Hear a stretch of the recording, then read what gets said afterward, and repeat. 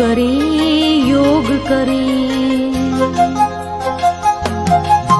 उठकर सुबह सवेरे हम योग करें, योग करें। सारे विश्व को योग ज्ञान से बोध करें, बोध करें। सारे विश्व को योग ज्ञान से बोध करें, बोध करें। उठकर सुबह सवेरे हम योग करें, योग करें। उठकर सुबह सवेरे हम योग करें, योग करें।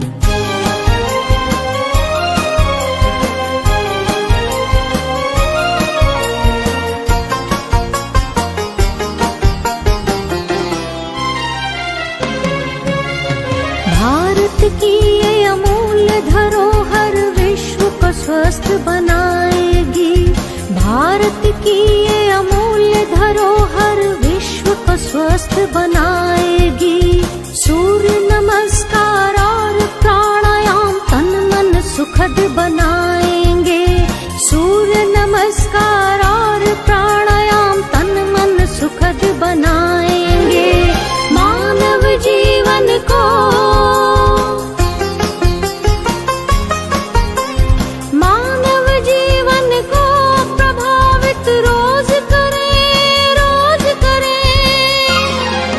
उठकर सुबह सवेरे हम योग करें, योग करें। उठकर सुबह सवेरे हम योग करें, योग करें।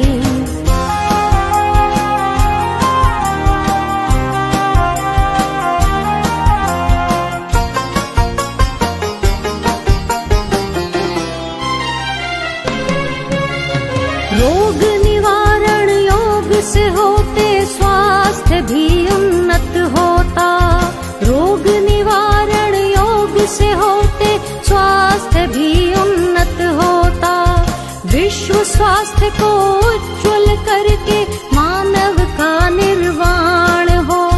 विश्व स्वास्थ्य को उन्नत करके मानव का निर्वाण हो। पतंजलि की इस विद्या का, पतंजलि की इस विद्या का जीवन में संयोग करें। उठकर सुबह सवेरे हम योग करें, योग करें। उठकर सुबह सवेरे हम योग करें, योग करें। सारे विश्व को योग ज्ञान से बोध करें, बोध करें। सारे विश्व को योग ज्ञान से बोध करें, बोध करें। उठकर सुबह सवेरे हम योग करें, योग करें। उठकर सुबह सवेरे हम योग करें, योग।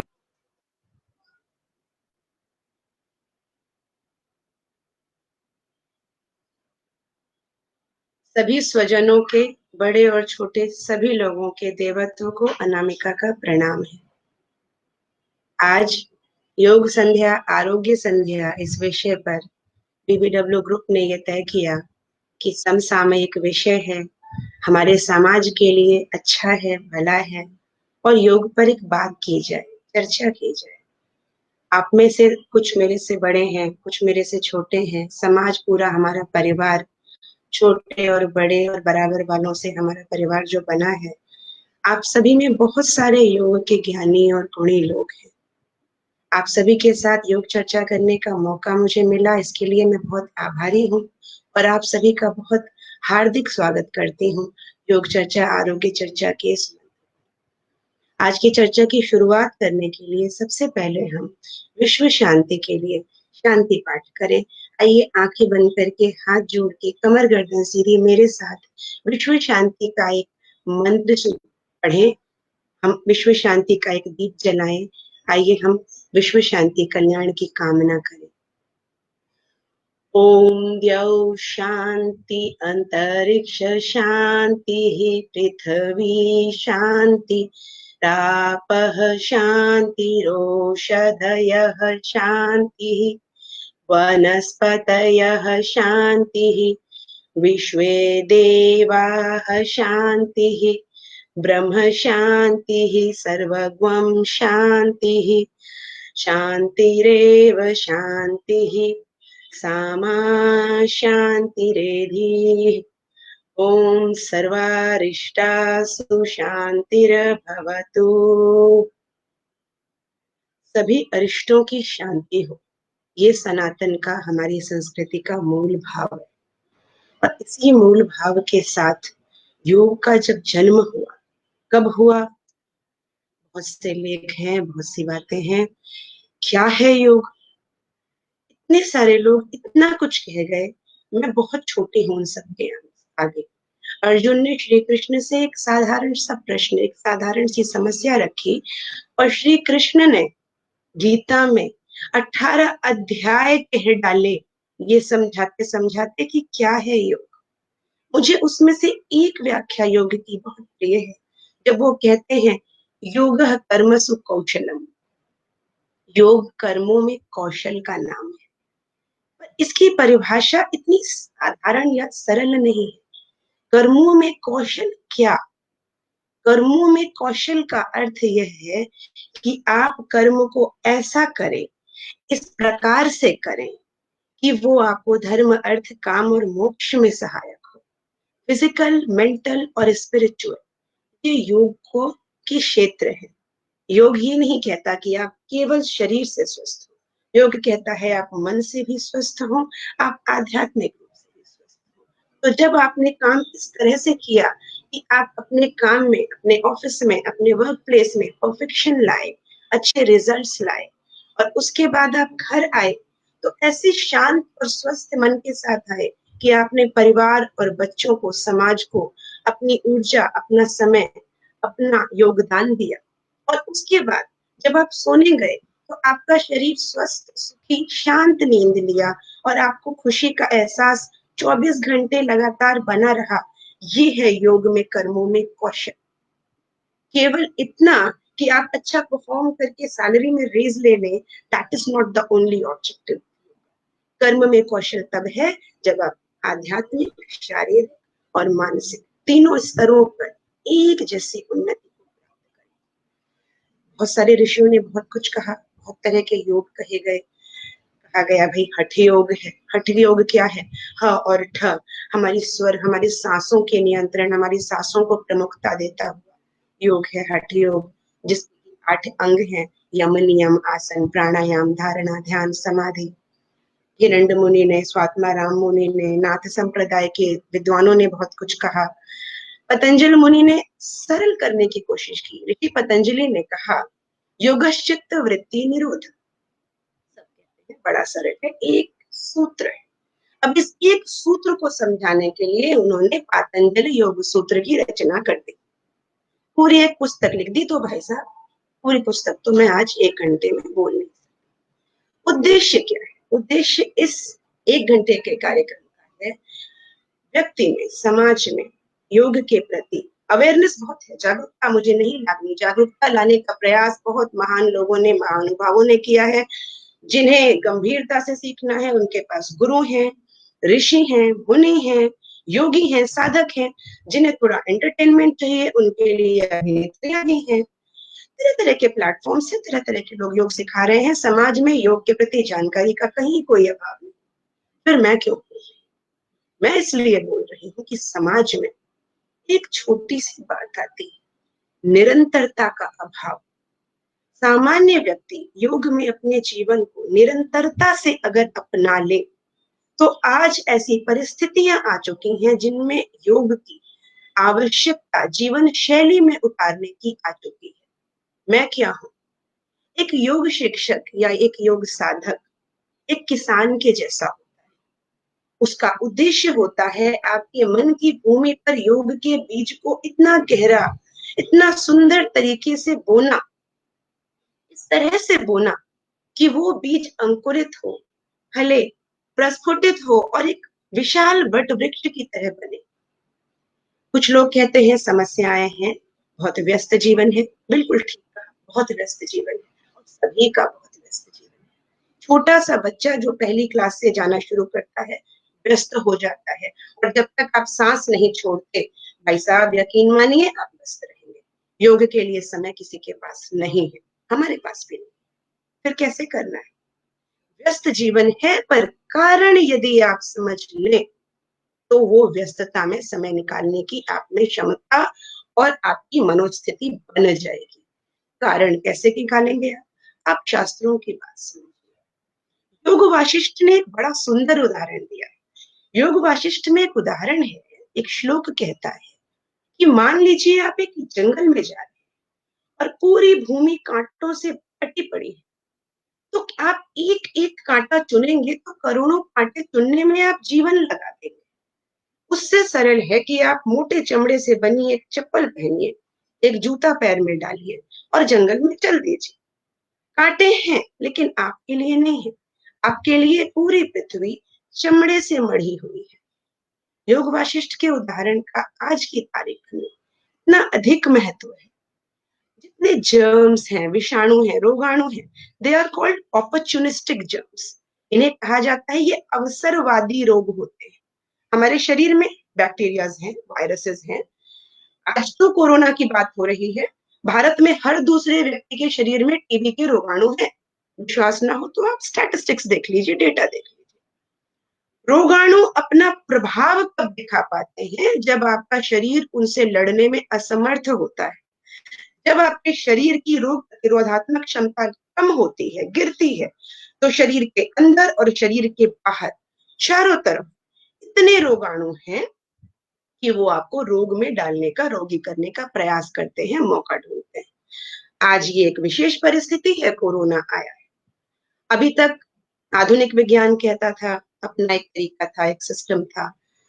आयुर्वेद और बहुत सारे एक स्तर से ऊपर के और बहुत से योग्य डॉक्टर्स ये मानते हैं कि योग और जो हमारी परंपरा है आयुर्वेद की ये प्रभावशाली है। पर बहुत सारे आधुनिक विज्ञान के डॉक्टर्स आज भी एंटीपायरेटिक्स, एनाल्जेसिक्स उससे आगे जाना पसंद नहीं करते। लेकिन भाई साहब कोरोना ने ये स्थिति ला दी है, विज्ञान घुटनों पे आ गया है। कोरोना को लेके बहुत उल्टी सीधी, बहुत चिंताजनक और दुखद बातें सुनने को मिल रही हैं। हमें उससे ऊपर उठना है। क्यों उठना है इस बात पर भी हम आएंगे। योग कहता है स्वास्थ्य क्या है? स्वास्थ्य का अर्थ है स्व में स्थित होना। स्व क्या है? आप आप क्या है? ये शरीर केवल मैं नहीं, ये शरीर, ये मन, ये आत्मा, ये जो मैं हूं, ये जो इस शरीर के माध्यम से बोल रहा है, बहुत गहरी फिलॉसफी है और फिलॉसफी हमारा विषय नहीं। हमारी सीमा और क्षेत्र वहीं तक रहना है जहां तक प्रैक्टिकल हो, व्यावहारिक हो। और स्व में हम स्थित कब होते हैं? जब शरीर और मन में साम्य होता है, जब कोई परेशानी की, अंतर्द्वंद की, किसी भी तरह की साम्य की व्यवस्था गड़बड़ाती नहीं है, कुछ परेशानी नहीं होती। जैसे कि आयुर्वेद कहता है कि व्यक्ति के शरीर में 3 दोष हैं, वात, पित्त और कफ। इनमें से कोई भी बिगड़ता है, ऊपर नीचे होता है, तो रोग आता है। रोग कैसे आता है? केवल उनके बढ़ने या घटने से नहीं आता है। उनके बढ़ने या घटने से शरीर की रोग प्रतिरोधात्मक क्षमता घट जाती है, उससे भी रोग आता है। बहुत से कारण हैं, बहुत सी चीजें रिलेटेड हैं, सब इंटर रिलेटेड है, एनालाइज करने की जरूरत है। अब अगर हम विचार करें हम योग क्यों करें, किस लिए करें हम योग इसलिए करें कि हमारा जो शरीर है, ईश्वर ने हमें सबल बनाया है, हमें 2 हाथ दिए हैं, पैर दिए हैं, आंखें दी हैं, इंद्रियां दी हैं। हमारे में इतनी क्षमता है कि हम अपने काम आए। तो भाई साहब सिर्फ अपने काम क्यों आए? समाज के काम आए, परिवार के काम आए, देश के काम क्यों ना आए? छोटा क्यों सोचते हैं हम, बड़ा क्यों नहीं सोचते? हमारा ये शरीर, हमारा ये मन, घर में बैठी हुई स्त्री भी अगर योग करती है तो आने वाली पीढ़ियों को वो योग्य बनाती है, आने वाली पीढ़ियों को देश की सेवा के लायक बनाती है। तो योग करना और निरोग रहना हमारे स्वार्थ के लिए नहीं है, हमारी जरूरत नहीं है, ये हमारी जिम्मेदारी है। ये हमारी जिम्मेदारी है, ये हमारा कर्तव्य है कि हम स्वस्थ रहें। भूल गए जो हो गया, जब जागे तभी सवेरा, आज जगे जब मौका मिला, जितना मौका मिला। निरंतरता जरूरी है। 10 मिनट कीजिए, 5 मिनट कीजिए, निरंतरता से रोज कीजिए। क्यों कीजिए? अपने लिए सिर्फ अगर नहीं मन मानता तो परिवार के लिए कीजिए। कोई भी बच्चा ज्ञान से नहीं सीखता, पुस्तकों से नहीं सीखता, संस्कारों से सीखता है। माता पिता और परिवार को जब कोई बच्चा योग करते देखता है तो वो सीखता है कि उसे योग करना है। हम अपने बच्चों को मुंह धोना सिखाते हैं, नहाना सिखाते हैं, ब्रश करना सिखाते हैं, सारी चीजें हम सिखाते हैं। आज समसामयिक स्थिति ऐसी है, हमें इन्हीं परिस्थितियों के साथ लंबा जीना है। तो बच्चों के संस्कारों में एक ये चीज भी हमें शामिल आज करनी होगी और संकल्प लेना होगा। घर के हर बड़े को, बूढ़े को, दादा को, नाना को, नानी को, कि हम 10 मिनट ही करें, लेकिन बच्चों के सामने कुछ करें जो हमें सूट करता है। इस विषय पर भी हम अभी आएंगे, क्या सूट करता है, क्या करना है, कितना करना है, क्यों करना है, कहाँ करना है। पर अभी हम यही बात कर रहे हैं, क्यों करना है। जीवन मिला है, ईश्वर ने जीवन दिया है। बिना कुछ किए भी लोग 60 साल, 70 साल, 80 साल भी मेडिकल फैसिलिटी की हेल्प से जी सकते हैं। फिर योग करके क्यों जीना 80 साल? इतनी मेहनत रोज क्यों करनी? इसका तर्क ये है कि जीवन तो ईश्वर ने दिया है और आप सुविधाओं की सहायता से 90 साल, 100 साल जी लेंगे, लेकिन योग आपके जीवन को जीने के योग्य बनाता है। योग के साथ जब आप जिएंगे तो आप स्वस्थ होंगे, निरोगी होंगे, ज्यादा एफिशिएंसी से ऑफिस में काम करेंगे, ज्यादा एफिशिएंसी से परिवार के साथ एंजॉय करेंगे, ज्यादा क्षमता के साथ आप अपने देश के लिए काम आएंगे। रिवाइटल है आपका योग, पर फ्री का है, वहां पैसे नहीं। तो योग जो है, इसका एक उदाहरण देते हैं। लोग कहते हैं तरह तरह के नशे हैं, तरह तरह के मजे हैं। युवा कहते हैं, युवा कहते हैं कि हम सिगरेट क्यों ना पिए, बीड़ी क्यों ना पिए, शराब में बुराई क्या है। मैं कहती हूँ सब करो, चलो करो, लेकिन एक शर्त है, एक बात बता दो। मान लो उदाहरण के तौर पर आप एक एयरप्लेन में चढ़ते हैं और आपको पता चलता है कि आपका पायलट शराब के नशे में आया है। क्या आप उस पायलट पर भरोसा करेंगे? क्या आप उसके साथ उस फ्लाइट में चलना पसंद करेंगे? नहीं करेंगे। आपका दिल घबराएगा, आप कहेंगे ना, मैं ट्रेन से चला जाऊंगा। पर ये पायलट ने पी रखी है। क्यों? क्योंकि आपको लाख पसंद हो वो चीज, फिर भी आपको अच्छी तरह से पता है कि ये नशे, ये चीजें, ये जो भी मादक पदार्थ हैं, ड्रग्स हैं, नशा है, तंबाकू हो, गुटखा हो, बीड़ी हो, सिगरेट हो, शराब हो, ये क्षणिक मजा देते हैं, नो डाउट, मानती हूँ मजा देते हैं, पर ये आपकी इंद्रियों को, शरीर को, मन को लंबे समय में डैमेज करते हैं, डाउन करते हैं। आप जीवन का मजा, 4 दिन के मजे के में 80, 90, 100 साल के जीवन का मजा नहीं लेने के लायक रह जाते हैं। आज कोरोना ने साबित कर दिया है, जिनके लंग्स कमजोर हैं उनके चांसेस कम है। संभल जाइए या समय सिखा देगा। अब शर्त क्या है? अगर कोई ये कहे योग में मजे हैं या नहीं है, मैं कहती हूँ भाई साहब बहुत मजे हैं। हम योगियों से बात करिए, हमसे ज्यादा नशे में कोई नहीं रहता। आप सिगरेट का नशा करेंगे, हम बिना खर्च किए नशे में। शराब का नशा क्या चढ़ेगा जो हमें चढ़ता है। क्यों? क्योंकि योग निद्रा, आसन, प्राणायाम, ध्यान, हमारा शरीर दुनिया की सबसे एफिशिएंट केमिकल फैक्ट्री है। दुनिया में जो केमिकल फैक्ट्रीज में नहीं बन सकता वो भी हमारे शरीर में बन सकता है। ऐसे न्यूरोट्रांसमीटर्स बन सकते हैं, डोपामिन, एंडोर्फिन, सेरोटोनिन, हमारा शरीर बनाता है। और जब वो बनाता है तो उनका असर हमारे मन पर, मस्तिष्क पर, स्वभाव पर, मूड पर पड़ता है और हम खुश होते हैं, स्वस्थ होते हैं, निरोगी होते हैं। और विश्वास कीजिए मेरी तरह हम योगी नशे में रहते हैं। ये नशा हमारा कोई आउटर नहीं है, आर्टिफिशियल नहीं है। ये नशा हमारा अंदर से जगता है, ये खुशी हमारी अंदर से जगती है। अब आपको एक उदाहरण दूं, यदि किसी व्यक्ति को खुशी के साथ किसी प्रिय व्यक्ति से मिलने को मिले, बहुत पुराना कोई दोस्त मिले, उसके साथ आप बात करिए, 2 घंटे 3 घंटे कहीं नहीं जाएंगे, पता भी नहीं चलेगा समय कैसे बीत गया। वहीं किसी ऐसे व्यक्ति के साथ बैठा दीजिए जो आपको फूटी आंखों की सुबह 10 मिनट में आपकी हालत खराब हो जाएगी, वो समय नहीं कटेगा, 1 घंटा पहाड़ जैसा दिखेगा। यही होता है एक प्रसन्न व्यक्ति के साथ, जो जीवन जीने के लायक शरीर और मन है। वो जब जीवन को जीता है तो 100 साल क्या, 150 साल क्या, 200 साल क्या, संभावनाओं की बात कर रही हूँ, प्रैक्टिकलिटी की नहीं। आपका जीवन यदि अनंत भी हो जाए तो आप घबराएंगे नहीं, आप जीवन को एंजॉय करेंगे, खुशी से रहेंगे, आप उसका सुख और आनंद लेंगे। पर दुखी व्यक्ति केवल मृत्यु के इंतजार में जीता है। समाज पर बोझ, परिवार पर बोझ, दुनिया पर बोझ, देश पर बोझ, आपकी क्षमता।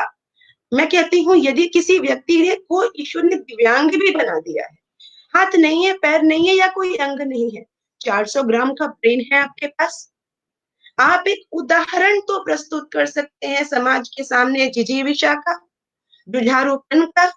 हो सकता है आप बहुत सारे योग ना कर सकें, लेकिन आप फिर भी ध्यान कर सकते हैं, फिर भी प्राणायाम कर सकते हैं, फिर भी अपनी मानसिक स्थिति, सोच और विचारों से समाज और देश की और परिवार की सेवा कर सकते हैं। एक उदाहरण आपको देती हूँ। अब योगा थेरेपी क्या है? योगा थेरेपी जो है उसके 3 मुख्य अंग विशेष तौर पे हम कवर करते हैं। हम योगी जब योगा थेरेपी किसी को देते हैं तो 3 चीजों को हम ध्यान रखते हैं।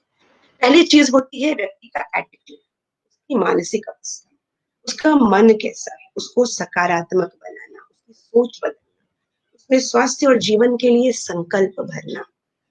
दूसरी चीज होती है उसके शरीर के स्वास्थ्य के लिए, उसकी नसों, नाड़ियों, मांसपेशियों, सभी ग्लैंड्स, पूरे शरीर की मालिश के लिए एक्सरसाइजेस करना। तो आपको पहली चीज, जो पहला अंग है एटीट्यूड, एटीट्यूड से रिलेटेड आपको एक मैं एग्जाम्पल सुनाती हूँ, रियल लाइफ स्टोरी, एक एग्जाम्पल सुनाती हूँ जो मेरे साथ घटी हुई घटना है। इस घटना को, इस कहानी को मैं नाम देती हूँ रामदीन पानीलाल। इस उदाहरण का, इस एग्जाम्पल का ऑब्जेक्टिव मेरा ये है, ये बताना है कि आपका जो मन है, योग कहता है आपका अवचेतन मन, पराचेतन मन, आपका जो मन है वो कितना शक्तिशाली है। इस उदाहरण से ये बताना, आप जो भी सोचते हैं उसका बड़ा लंबा, बड़ा दूरगामी और बड़ा गहरा असर पड़ता है। प्रकृति के नियम निश्चित है, प्रकृति वैज्ञानिकता से चलती है, हर चीज सही समय पर सही जगह पर होगी, पर होगी जरूर। आपकी सोच सकारात्मक है कि नकारात्मक है, आपके विचार, वो उस पर निर्भर करेगा आपका जीवन क्या होगा, जीवन में घटनाएं कैसी होंगी। उदाहरण ये है कि 8 से 10 साल की उम्र के बीच मेरी आयु बहुत कम थी और मैं बाकी बच्चों की तरह खेलती, तो अड़ोस पड़ोस, घर परिवार, बहुत से बच्चे थे और मुझे कहा जाता था भाई बच्चों से खेलो, बच्चों को पसंद था मेरे साथ खेलना, मैं खेलती। तो मैं क्या करती ऐसा कि मेरी पढ़ाई भी खराब ना हो और बच्चों को भी मजा आए, मैं ऑफिस ऑफिस खेलती थी। और ऑफिस ऑफिस खेलने में मैं टेबल को खड़ा करके और उसके अंदर ऑफिस बना के बैठ जाती थी और अपनी कॉपी लेके उसमें अपना होमवर्क करती थी, पढ़ती थी। बाकी बच्चों को बिजी करने के लिए मैंने उनके नाम रख दिए थे। रामदीन पानी लाना, छोटे छोटे 2 साल, 3 साल, 5 साल के बच्चे पानी लेके दौड़ रहे हैं। दूसरा नाम मुझे बड़ा प्रिय था, लालमन, लालमन चाय लाना। मैं छोटी सी थी, 8 साल, 9 साल। रामदीन पानी लाना, हर 10 मिनट पर मैं बोलती थी, वो बच्चे पानी लाते थे। रामदीन ग्लास ले जाओ, ग्लास ले जाते थे। रामदीन चाय लाना, चाय लाते थे। लालमन चाय लाना, लालमन चाय ले जाओ। 8-10 साल का बच्चा जब ये खेल खेलता है तो माता पिता कहते हैं मेरा बच्चा खेल रहा है, ऑफिस ऑफिस खेल रहा है। जीवन किसी ने नहीं देखा, किसी ने नहीं सोचा, कोई नहीं सोच सकता है ऐसे समय में, ऐसी आयु में कि 20-25 सालों के बाद क्या होगा। पर अवचेतन मन का प्रभाव देखिए। जब मैं स्टेट बैंक में थी, मेरी आयु 23 साल, 23.5 साल कुछ थी और मैं अपनी एक ब्रांच में बैठ के लिस्ट तैयार कर रही थी एनपीए अकाउंट्स की, कस्टमर्स के नाम लिख रही थी। बड़ा सिंपल सा काम था, आउटस्टैंडिंग और अमाउंट्स और बेसिक स्टैट्स तैयार कर रही थी और मेरे मुंह से निकला रामदीन पानी लाना। कुछ सेकंड के लिए विश्वास मानिए मैं जड़वत रह गई। जड़वत रह गई और मैंने सोचा मैंने ये क्या कहा, ये मेरे मुंह से क्या निकला। तब मुझे याद आया कि एक और चीज मैं कहती हूँ, अपने मुख्य ब्रांच में जाती हूँ तो वहां कहती हूँ लालमन चाय लाना। मैंने मम्मी को तुरंत फोन लगाया, मैंने कहा मम्मी आज पता है क्या हुआ। माँ ने पूछा क्या हो गया, क्या कुछ हो गया, क्या किसी डिफॉल्टर ने पैसे नहीं दिए, क्या कोई अकाउंट बहुत बड़ा खराब हो गया, क्या बॉस ने कुछ कहा, क्या हो गया, बैंक में तो बहुत कुछ होता है, क्या कोई पैसे का अकाउंट्स का टाका नहीं मिला। मम्मी वो सब ठीक है, आज मैंने कुछ कहा। क्या कहा, मैंने कहा आज मैंने बोला रामदीन पानी लाना। मेरी मम्मी अवाक रह गई, फोन पर कुछ सेकंड चुप हो गई। मम्मी ने कहा वाकई, मैंने कहा हाँ, और लालमन चाय वाला भी बोलती हूँ, लालमन चाय लाना बोलती हूँ। मम्मी ने कहा ये तो बेटा, अच्छा आओ तो बात करते हैं। कहानी का कहने का मेरा तात्पर्य ये है कि 8 साल में बोली हुई बात 23.5 साल में मेरे सामने आई। ये सिर्फ एक उदाहरण है, एक सबूत है। मैं अपने जीवन का क्यों दे रही हूँ, क्योंकि अपने जीवन के लिए मैं विश्वास के साथ बोल सकती हूँ। बहुत से लोग हैं, बहुत से लोगों ने सबकॉन्शियस पर लिखा है, बहुत से लोगों ने बातें की हैं मन की क्षमता पर उनका अनुभव उनका अपना है, उस पर उनका विश्वास है। मैं उस कॉन्फिडेंस के साथ उनके अनुभव को नहीं बोल सकती जितना अपना बोल सकती हूँ। तो योग जो कहता है उचित मानसिकता की बात, एटीट्यूड की बात, तो अच्छा एटीट्यूड, अभी हम ये लिम्फेटिक सिस्टम की बात नहीं करेंगे, ये हम सेकेंड लेवल पर आएंगे जब हम न्यूरोमस्कुलर और ग्लैंडुलर की बात करेंगे सिस्टम। अभी हम बात कर रहे हैं केवल उचित मानसिकता की, एटीट्यूड। तो एटीट्यूड क्या है, इस बेसिस पर एक बहुत फेमस बुक है द सीक्रेट, बहुत सारे युवाओं ने सुनी होगी। रोंडा बायल ने द सीक्रेट लिखने में एक ही बात को बार बार घुमा घुमा के कहा। समझने वाले समझ लेते हैं, नहीं समझने वाले पढ़ के रह जाते हैं, बुक काम नहीं आती। योग ने बहुत पहले कह दिया, बहुत पहले कह दिया कि विज्ञान के नियमों के दायरे में रहते हुए आप अपने मन में जो कुछ भी सोचते हैं, इच्छा करते हैं, मानते हैं, वो आपके जीवन में जरूर जरूर जरूर घटित होता है। सुख है आपने मांगा है, दुख है आप ही ने मांगा है। आप कभी ना कभी बचपन में, जवानी में, बुढ़ापे में कभी आप दुखी हुए और आपके अवचेतन ने उसको नोट किया है कि ये दुखी है, इसे दुख पसंद है।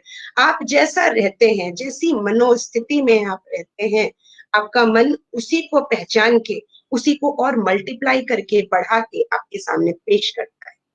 इसके उदाहरण में एक बात कही जाती है, एक प्रैक्टिस है एफर्मेशन की। आपको अगर कुछ चाहिए तो अपने मन में कहिए, आप ऐसा विश्वास करिए। ये एक इंपॉर्टेंट एक्सरसाइज बता रही हूँ, आप सभी ध्यान से सुनिएगा। एफर्मेशन की एक्सरसाइज का प्रयोग लोग जीवन में चीजों को पाने के लिए करते हैं। इसका बेस क्या है, इसका बेस है कि सबसे पहली बात हमें कृतज्ञ होना चाहिए, थैंकफुल। कोई भी माँ, जब बच्चा थैंकफुल होता है, मम्मा तुम कितनी अच्छी हो, मुझे लड्डू दे दो ना, तो माँ खुशी खुशी लड्डू देती है। वैसे ही जब आप कहते हैं हे ईश्वर, तुम्हारा धन्यवाद है कि तुमने मुझे जीवन में सब सुख दिए, तो ईश्वर कहता है कि मेरा ये बच्चा खुश है, धन्यवाद दे रहा है, इसे सब सुख दे रहा है। आप अगर ईश्वर में विश्वास नहीं करते हैं, मत करिए, आई डोंट केयर। क्यों? क्योंकि जो ईश्वर में विश्वास नहीं करते हैं वो मन में विश्वास करते हैं, वैज्ञानिकता में विश्वास करते हैं, साइकोलॉजी में विश्वास करते हैं। सिद्धांत एक ही है, थैंकफुल होना। अगर आप में ग्रैटिट्यूड है तो आपका अपना अवचेतन मन आपके अपने पराचेतन मन को ये बताता है, आपका अपना मन ये तय करता है कि आप बहुत कृतज्ञ हैं, खुश हैं, आप कुछ मांग रहे हैं, आपको वो चाहिए, वो देना है। वो एक दिन देगा। कब देगा? कि ईश्वर, ये पराचेतन सत्ता, ये ईश्वरीय ऊर्जा तय करती है। हम योग वाले या रेकी वाले, ऊर्जा चिकित्सा वाले लोग पूरे विश्व को ऊर्जा मानते हैं। जो आइंस्टाइन की थियरी है E is equal to mc²। पूरी की पूरी दुनिया क्या है? ऊर्जा का एक व्यक्त रूप है। ऊर्जा है, हर चीज ऊर्जा है। मेरे पूरे के पूरे शरीर को अगर डेसिमेट कर दिया जाए, अगर पूरे के पूरे बॉडी को मेरे, जब मैं भस्मीभूत होंगी तो मैं क्या बचूंगी? मैं ऊर्जा के रूप में बचूंगी। तो श्री कृष्ण ने भी कहा है, श्री कृष्ण ने भी कहा है, हमारा शरीर, हमारी आत्मा शरीर को त्याग के नए शरीर को धारण करती है वस्त्रों की तरह। शरीर क्या है? एक ऊर्जा। तो एफर्मेशन की जो एक्सरसाइज है उसमें आपको केवल ये कहना है, हे ईश्वर आपका धन्यवाद है, थैंक यू गॉड। और उसके बाद जो कुछ भी आपको चाहिए उसके बारे में कहना है कि थैंक यू गॉड कि आपने मुझे एक स्वस्थ और सुखी जीवन दिया। अब आपको एक उदाहरण सुनाती हूँ एक लड़के का। कभी भी ऐसी चीजों में, ऐसी इच्छाओं में गलत इच्छा, नेगेटिव थॉट या गलत सोच नहीं डालनी चाहिए। क्यों? आप जो देते हैं उसका 10 गुना आपके पास लौट के आता है।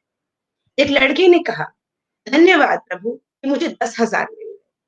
10,000 रुपए के लिए उसने इतनी ज्यादा इच्छा डाली, इतनी ज्यादा डाली। एक दिन उसका एक्सीडेंट हुआ, उसका एक हाथ कटा और उसे 10,000 बीमे के मिल गए। इच्छा पूरी हो गई, लेकिन नुकसान हुआ। क्यों हुआ?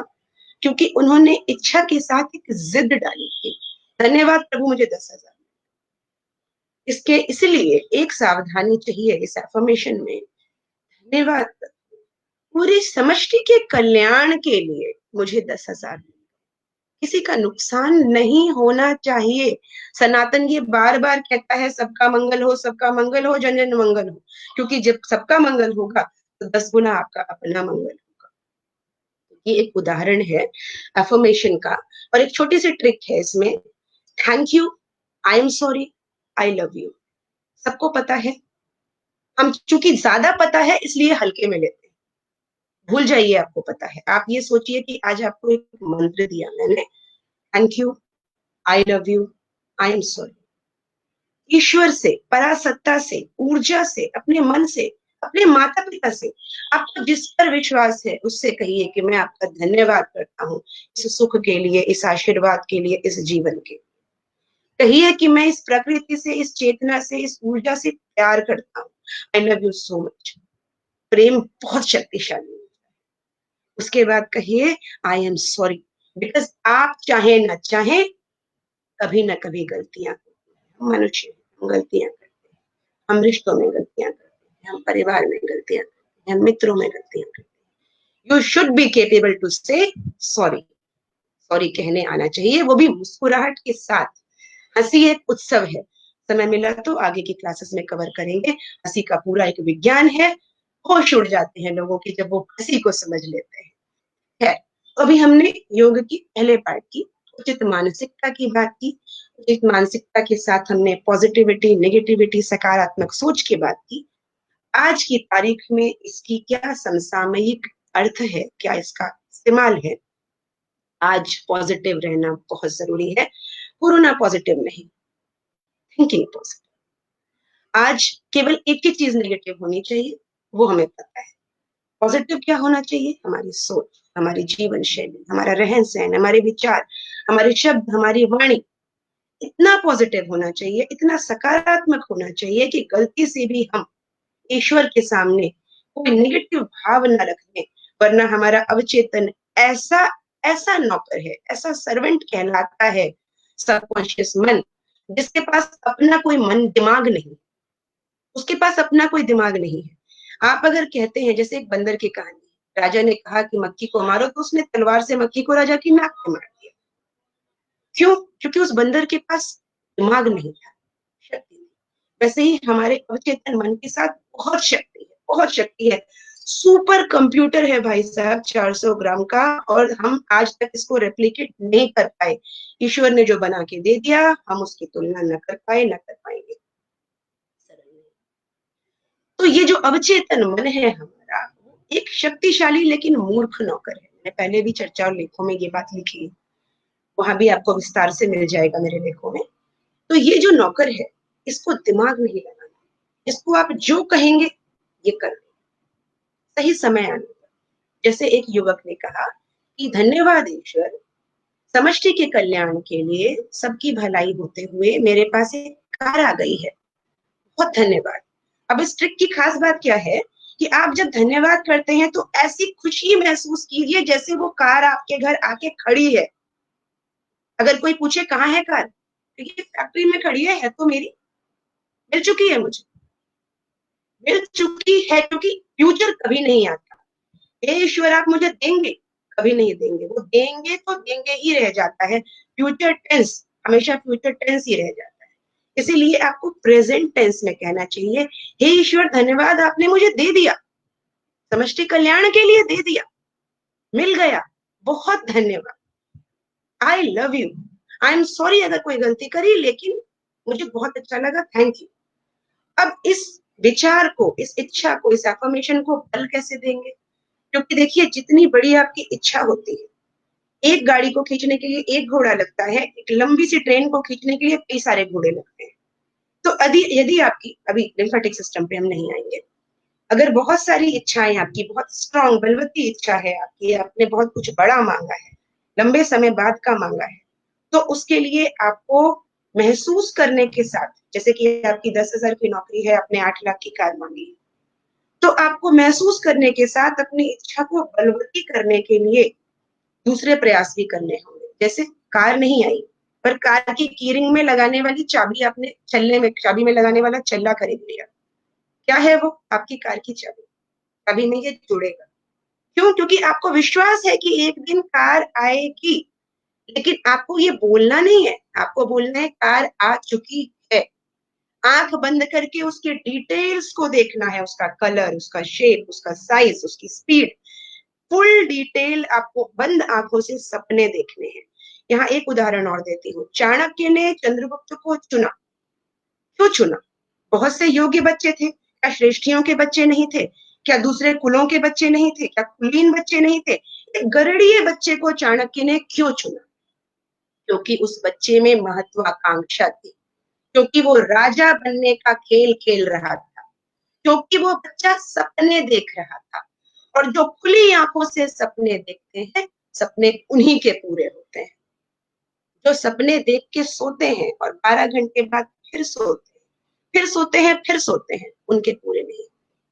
तो जब प्रकृति देखती है कि आप कृतज्ञ हैं, आप सपने देख रहे हैं, आप उस चीज को मिला हुआ मान चुके हैं, तो प्रकृति एक ऐसी माँ है दयालु, जो आपकी इच्छा पूरी जरूर करेगी, वो लाचार हो जाती है। अब यहाँ कोई कहे कि मेरे जीवन में केवल दुख है, शास्त्र कहते हैं ये आपके संचित कर्म है, साइकोलॉजी कहती है ये आपकी नेगेटिविटी है, योग कहता है कि ये आपके अपने संचित किए हुए अंतर मन में छुपे हुए भाव हैं, बीज हैं, जो वृक्ष बन के सामने आ रहे हैं। यहाँ पर हम रोकेंगे योग के, योगा थेरेपी के पहले पार्ट। तो हमने क्यों बात की उचित मानसिकता की, कि जब हम योग करते हैं तो मानसिकता अगर हमारी सकारात्मक नहीं है, तो हम 2 दिन, 4 दिन, 10 दिन करेंगे ऐसे, फिर हम सकारात्मकता से नकारात्मकता पर जाएंगे, और आसन का जो नियम है, जो फ्लो है, जो निरंतरता है, वो फिर टूटेगी। समाज है, प्रकृति है, जीवन है, नौकरी है, जॉब है, बड़ी टेंशन है, बड़ी स्ट्रेस है, जंगल है, आपको उससे पार। तो आप तभी हो सकते हैं जब आप सकारात्मक हो। पहली चीज, सकारात्मकता के और भी बड़े फायदे हैं। व्यक्ति की दर्द सहने की क्षमता बढ़ जाती है, व्यक्ति की नींद अच्छी आती है, ब्लड प्रेशर कम रहता है, आधे रोग वही खत्म हो जाते हैं, विश्वास मानिए। लोग इस बात को मानते नहीं है। और कोई भी, आप मॉडर्न मेडिसिन के पास जाइए, वो केवल रोग पूछेंगे, दवा देंगे, पर आयुर्वेद के पास जाइए, वो थोड़ा और आगे पूछेगा। अगर आप योगी के पास आएंगे, तो वो पहले आपके मन को बदलेगा, फिर आपके शरीर को बदलेगा, जीवन शैली को बदलेगा, और ऐसे इंतजाम की कोशिश करेगा कि रोग ऐसा समूल नाश हो, दोबारा ना आए। अब ये जो आप चित्र देख रहे हैं, ये है लिम्फेटिक सिस्टम। लिम्फेटिक सिस्टम को इम्यून सिस्टम भी कहते हैं। इम्यून सिस्टम क्या करता है? इम्यून सिस्टम होता क्या है? हमारे शरीर में 2 तंत्र हैं। एक है हमारा सर्कुलेटरी सिस्टम, जिसमें रक्त बहता है, और रक्त के पूरे शरीर में बहने के लिए ईश्वर ने एक पंप दिया। वो पंप क्या है? हमारा दिल। हमारा दिल धड़कता है, शरीर को, पूरे शरीर में रक्त को बहाता है, फैलाता है, दौड़ाता है। शरीर में भगवान ने एक और सिस्टम दिया, वो है लिम्फेटिक सिस्टम, लसीका तंत्र। ये जो लसीका तंत्र है, इसमें ईश्वर ने कोई पंप नहीं दिया। क्यों नहीं दिया? ये सिस्टम तो बड़ा इंपॉर्टेंट है, ये हमारे इम्यूनिटी को बढ़ाता है, हमारे पूरे शरीर में लसिका जो है वो बहती है, और जहां जहां जाती है वहां वहां रोगों से लिम्फोसाइट्स लड़ते हैं। तो हमारे शरीर की इम्यूनिटी पूरी तरह से, बहुत बड़ी मात्रा में इस लिम्फेटिक सिस्टम पर डिपेंड करती है। फिर ईश्वर ने इस तरल, जो हमारा एक तरल बहने वाला जो एक तंत्र है, जो पूरे शरीर में बह रहा है, इसमें हमारे शरीर में जगह जगह ग्रंथियां हैं, हमारे शोल्डर्स में, हमारे कान के चारों तरफ, नीचे, आगे, हमारे पेट में, हमारे टांगों के जोड़ में, हमारे घुटनों में, जगह जगह ग्रंथियां हैं, नोड्यूल्स हैं, गांठें हैं। तो ये सब जो तंत्रिकाएं हैं, जहां जहां गांठें हैं, इसमें लसिका, लिम्फ जमा होता है। और इन जगहों पे हमारे तंत्र में, पूरे शरीर में जो लसिका है, उसमें जो लिम्फोसाइट्स हैं, वो बाहर से आए हुए वायरसेस, जर्म्स, बैक्टीरिया, इनसे लड़ती हैं, इन्हें मारती हैं। तो अगर इनका बहाव कहीं भी रुकता है, कहीं भी बाधित होता है, ऊर्जा चिकित्सा में हम कहते हैं ऊर्जा का बहाव रुक गया। ऊर्जा का बहाव कैसे रुका? प्रैक्टिकली योगा की भाषा में या साइंस की भाषा में कहिए, इस लिम्फेटिक सिस्टम का फ्लो रुक गया। अब इस लिम्फेटिक सिस्टम में ईश्वर ने हार्ट नहीं दिया, कोई पंप नहीं दिया। क्यों नहीं दिया? ईश्वर ने आपको फ्री विल दिया है, आपकी इच्छा शक्ति। ईश्वर ने कहा, मैं आपको दिल देता हूँ, इस दिल को तब तक धड़कने को मिलेगा जब तक आप जीवन खींच सके स्वस्थ जीवन शैली के साथ। लेकिन स्वस्थ आप तभी रहेंगे जब आप चाहेंगे। तो जब आप चाहेंगे तो आप एक्टिव लाइफस्टाइल अपनाएंगे। आपकी जीवन शैली जो है वो गतिशील होगी, उसमें योग होगा, आसन होगा, प्राणायाम होगा, स्ट्रेचिंग होगी। तो आपके शरीर में जब मूवमेंट होगा, गतिशील होंगे, तो आपकी मांसपेशियों में खिंचाव, तनाव ये आएगा। ये योगा थेरेपी का सेकंड पार्ट है, एक पक्ष है, जिसमें मांसपेशियों को लचीला बनाता है योग, नस नाड़ियों को शक्ति देता है योग, और बहुत कुछ करता है, ऊर्जा बढ़ाता है, रोगों से लड़ने की क्षमता बढ़ाता है। तो ये जो लिम्फेटिक सिस्टम है, इस लिम्फेटिक सिस्टम में पंप कहाँ से आएगा? क्योंकि पंप नहीं आएगा तो आपने देखा है बहुत देर तक खड़े खड़े पैरों में सूजन आ जाती है। क्यों आती है? शरीर की लसिका बह के पैरों में जमा हो जाती है। या फिर आपने देखा होगा कि किसी को जो है कंधों में दर्द हो रहा है, स्पॉन्डिलाइटिस हो रहा है, कमर में दर्द हो रहा है। बहुत से कारण हो सकते हैं स्पॉन्डिलाइटिस के, किसी की बात जमा हो सकती है, किसी को कोई चोट हो सकती है, बहुत से कारण हो सकते हैं, but one of those reasons is lymphatic system. Lymphatic drainage को एक बहुत महत्वपूर्ण चीज माना गया है, जो कि मालिश से भी निकलता था। पुराने जमाने में जो पहलवान होते थे, वो कानों को मालिश करते थे, बहुत देर तक कान की मसाज, नीचे ऊपर आगे पीछे खींचते थे। छोटे बच्चों को जब हम कान पकड़ते हैं, या जब हम मुर्गा बनाते हैं, उलट के बच्चे कान पकड़ते हैं, तो मुर्गा बनने के प्रोसेस में ब्लड का जो फ्लो होता है, रक्त का जो बहाव होता है, वो दिमाग की तरफ जाता है। दिमाग में रक्त का प्रभाव बढ़ता है तो दिमाग खुलता है, दिमाग शक्तिशाली और स्वस्थ बनता है। और जब आप कान पकड़ के मुर्गा बनते हैं, तो इस क्षेत्र में, कान के आगे, नीचे, पीछे, यहाँ की जो लिम्फेटिक ग्लैंड्स हैं, इनमें जो लिक्विड भरा है, जो तरल भरा है, उस तरल को मसाज मिलता है, और वो जो वहां जाम हो गया था, सड़ रहा था, वो मूव करता है, वहां से हटता है, ड्रेनेज होता है, और वो बाकी ब्लड में जाके शरीर से रिलीज करता है, जहर को, टॉक्सिन्स को निकालता है। इस तरह से हम अपने शरीर में जब डिफरेंट डिफरेंट एक्टिविटीज करते हैं, स्ट्रेचिंग एक्सरसाइजेस करते हैं, तो हमारा शरीर ही पंप का काम करता है। जैसे हम जब शोल्डर रोटेशन करते हैं, जब हम shoulder rotation clockwise, anti clockwise जब हम करते हैं, मैं बताऊंगी क्या, क्यों, कितना, आसनों और स्ट्रेचिंग के कुछ बेसिक रूल्स हैं। तो जब हम शोल्डर रोटेशन करते हैं, तो हमारे शोल्डर्स की, हमारे कंधों की जो मांसपेशियां हैं, ये पंप का काम करती हैं। और हमारे आर्मपिट्स, आर्मपिट्स के क्षेत्र में बहुत सारी लसिका ग्रंथियां हैं। इनमें जो लसिका तंत्र, जो लिम्फ जो है जमा है, वो लिम्फ को एक ड्रेनेज मिलता है, फ्लो मिलता है। अगर आप चुपचाप रह रहे हैं हाथों को जाम करके, तो निश्चित मानिए यहाँ का लिम्फ जाम हो गया, ड्रेन नहीं होगा, स्वास्थ्य पर असर पड़ेगा, रोग के लड़ने की क्षमता आपकी घटेगी। वैसे ही प्राणायाम है, जो कि आपके पेट में पंप का काम करते हैं। कानों के लिए कैसे करेंगे आप? रोज के दिन में नियमित रूप से आप ये कर सकते हैं, कानों को पकड़ के ऊपर नीचे खींचिए 15 से 20 बार डेली, दिन में 3 बार 15 से 20 बार कानों को ऊपर नीचे खींचिए। फिर 15 से 20 बार अपने कानों को क्लॉकवाइज और एंटी क्लॉकवाइज घुमाइए, ऐसे आगे और पीछे, कानों को पकड़ के गोल गोल घुमाना है। तो कानों के आगे पीछे यहाँ जो लिम्फ जमा है, इसको ड्रेनेज मिलेगा, ये बहाव में आएगा, तो आप रोगों से लड़ने के लिए अपनी क्षमता बढ़ेगी। शोल्डर रोटेशन बताया मैंने, पेट के लिए ये जो आसन है, सूर्य नमस्कार एक ऐसा सेट ऑफ आसन है जिसमें शरीर के लगभग लगभग हर मांसपेशी में मूवमेंट आ जाता है, फ्लो आ जाता है। तो हर मांसपेशी कहीं ना कहीं पंप का काम करने लगती है। जैसे आपने पर्वतासन किया, तो पर्वतासन में आपके हाथों पर और पंजों पर जब दबाव पड़ा और आपके हिप्स ऊंचे हुए, तो हिप्स ऊंचे हुए तो हिप्स पर खिंचाव पड़ा और वहां से लिम्फ जो है वो बहाव में आया। वैसे ही जब आप आगे झुके, इस तरह से जब आप डिफरेंट डिफरेंट पोस्चर्स में आते हैं तो अलग अलग सेट ऑफ मसल्स, क्योंकि मसल्स जो हमारी मांसपेशियां हैं उनकी अलग अलग जगह स्थान है, लोकेशंस है, और सबको अलग अलग दबाव डालना जरूरी है।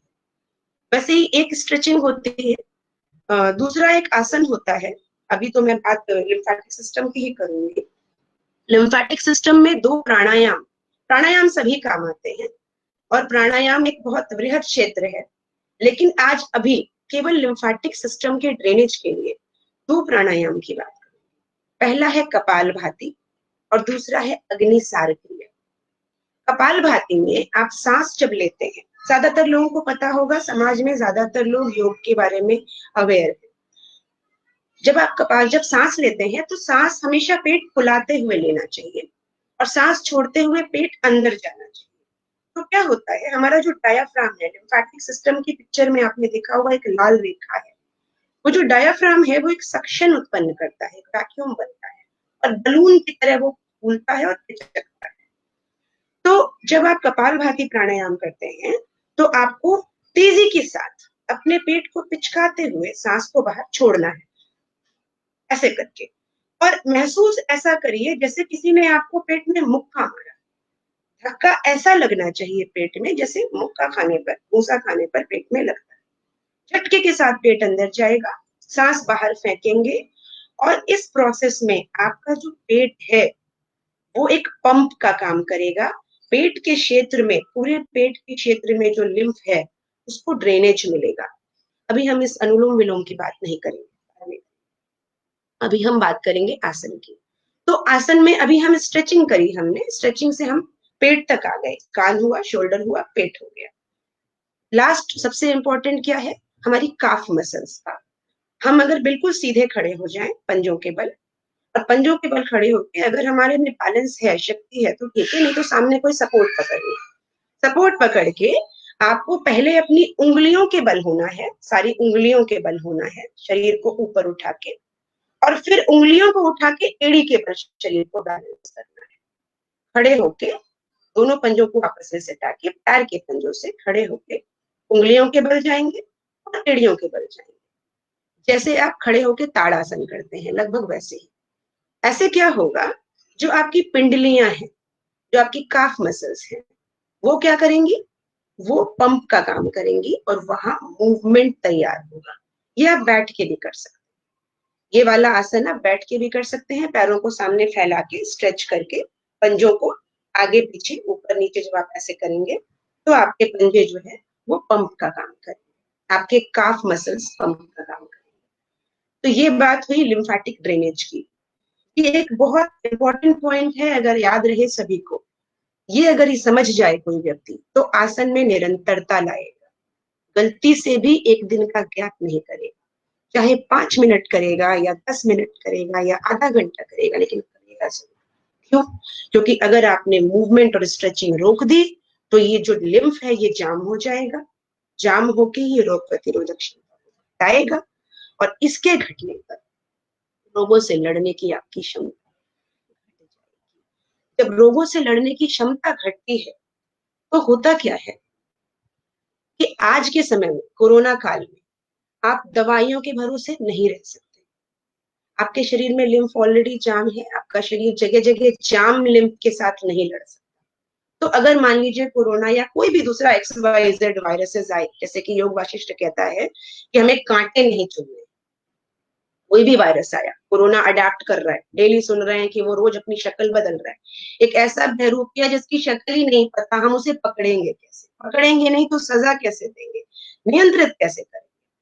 तो ये जो पूरा लिम्फेटिक ड्रेनेज का प्रोसेस है, इस प्रोसेस में आपको याद रखना है कि ये आपको नियमित करना है, तभी ये आपको रोगों से सुरक्षित रखने में मदद करेगा। रोग प्रतिरोधक क्षमता बढ़ाएगा। और आज के समय में ये बहुत बहुत बहुत जरूरी है कि जो अगर लोग बिस्तर से नहीं भी उतर सकते, बूढ़े लोग भी हैं, तो वो बिस्तर में बैठे बैठे लिम्फ ड्रेनेज की स्ट्रेचिंग एक्सरसाइजेस करते रहें। वो योग की शुरुआत होती है, योग की भूमि है, आधार है ये स्ट्रेचिंग, क्योंकि उसके बाद ही आप आसनों के योग्य बनते हैं। अब आसन क्या करते हैं? आसन आपके शरीर में अंदर के अंगों को मालिश देते हैं, व्यायाम है। ये आपके अंगों में ऊर्जा बढ़ाते हैं, इनमें ऊर्जा का संचय होता है, वेस्ट नहीं होता है एक्सरसाइजेस की तरह। व्यायाम की तरह या आम एक्सरसाइजेस या कार्डियो की तरह जो योग के व्यायाम है, ये शांति देते हैं, रिलैक्स करते हैं। और जब आपके शरीर में आप डिफरेंट डिफरेंट ऑर्गन्स को ट्विस्ट करते हैं, जैसे मान लीजिए आपने ट्विस्टिंग आसन किया, कोई आपने मत्स्येंद्र आसन किया मान लीजिए, या कपोत आसन किया, शरीर को ट्विस्ट किया, तो आपके साइड में जो पैंक्रियाज है, किडनीज है, लिवर है, इनको मालिश मिलती है। तो बहुत सारे हॉर्मोन्स जो आपके इन अंगों से बन रहे हैं, या जो एसिड्स बन रहे हैं, डाइजेस्टिव जूसेस बन रहे हैं, उनका बनना बढ़ जाता है, क्योंकि उन्हें मालिश मिलती है, दबाव मिलता है, उनमें खून का बहाव बढ़ जाता है, उन अंगों की क्षमता, शक्ति, सामर्थ्य और स्वास्थ्य बढ़ जाता है। तो इस तरह से हमारे जो आसन है वो काम करते हैं। अब ज्यादातर लोगों से आप कहिए योग, तो लोग कहते हैं आसन। योग केवल आसन नहीं है, जैसा कि मैं शुरू से बता रही हूँ। अष्टांग योग में यम, नियम, आसन, प्राणायाम, धारणा, ध्यान, समाधि की बात की, जिसमें से धारणा, ध्यान और समाधि, ये 3 भाग ऐसे हैं जो केवल साधकों के लिए है, जो स्पिरिचुअल सीकर्स हैं, जो साधक हैं, जो आध्यात्मिक क्षेत्र के लोग हैं, उनके लिए। सामान्य व्यक्ति, सामान्य गृहस्थ के लिए यम, नियम, आसन, प्राणायाम। जब आप योग चिकित्सा में आते हैं तो आपको कहा जाता है कि आप सबसे पहले षटकर्म का प्रयास कीजिए। षटकर्म के बाद आसन, प्राणायाम, मुद्रा और बंध करवाए जाते हैं। आम व्यक्ति जिसके पास गुरु नहीं है, उसको इतना सोचने की जरूरत नहीं है। आसन करें, स्ट्रेचिंग करें, और बाकी पार्ट योगा थेरेपी का थर्ड पार्ट जो हमारा आता है, डाइट और डिटॉक्स को बताती हूँ, इतना करें, नियमित करें, चाहे 10 मिनट करें, पर करें और नियमित करें। वो जब जागे तभी सवेरा।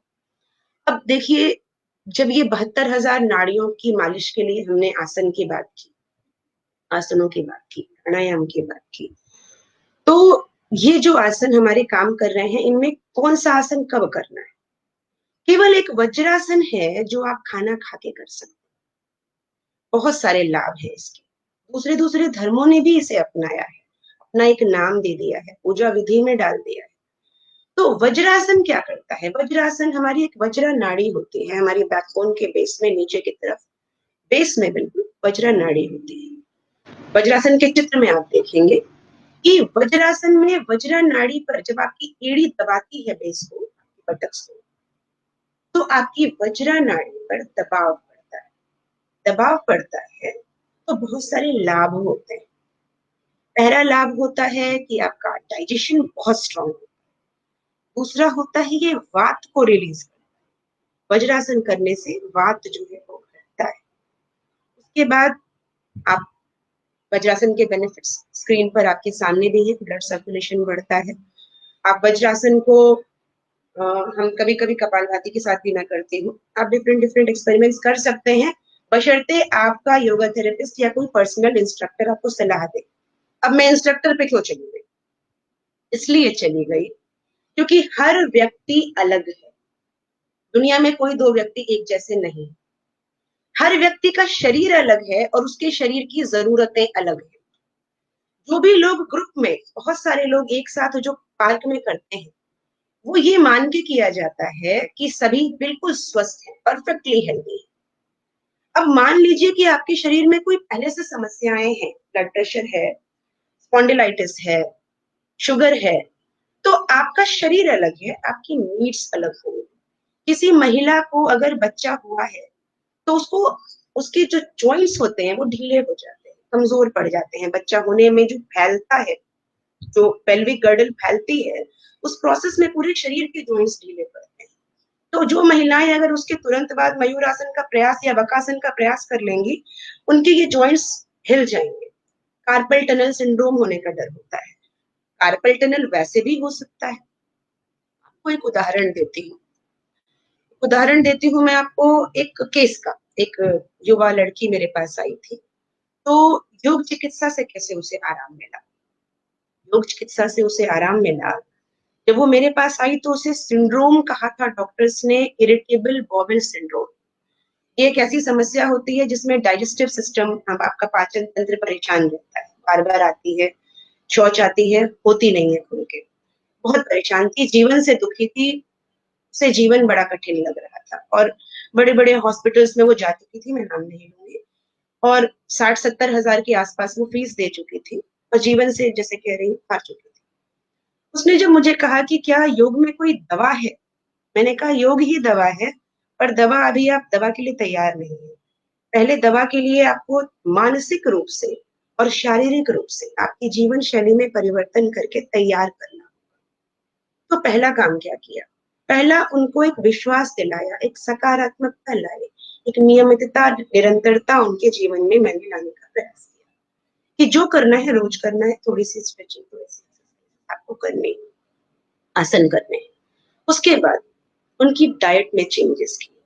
उनका भोजन जो आमतौर पर बच्चों का होता है, पिज्जा बर्गर था, मेड खाना बनाती थी, और बहुत सी चीजों का ज्ञान नहीं था, तो उनको आयुर्वेदिक भोजन शैली योग के अनुसार उनको दिया, पथ्य पथ्य बताया, और उनको हाई फाइबर डाइट लेने के लिए कुछ और नियम भी बताए, वो डिटॉक्स और डाइट में हमको।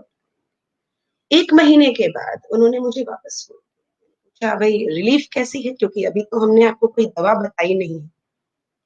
तो उन्होंने कहा कि मुझे 90% रिलीफ हो चुका है, I am very much well now. मैंने कहा 90%, क्योंकि योग क्षेत्र में हूँ, लेकिन हर व्यक्ति का शरीर अलग है, हर व्यक्ति के लाभ का स्तर अलग है।